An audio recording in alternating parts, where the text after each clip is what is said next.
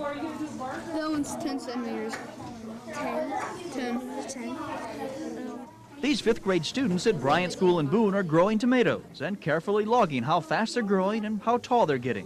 We have 5.5, another 5.5 with 4 across. These are not ordinary tomato plants. The seeds came from space.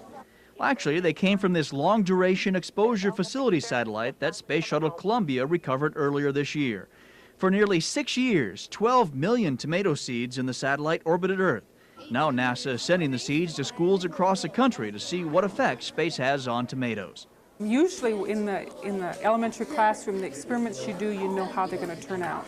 But this is really pure science in the sense that you have no idea how it's going to turn out. Nobody's ever done it before.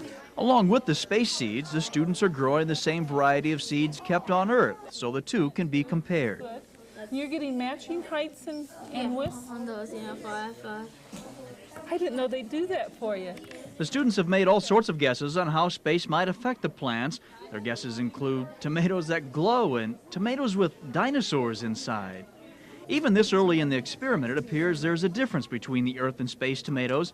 A local greenhouse has kept the two under identical conditions, and the space seed plants are already nearly twice as big.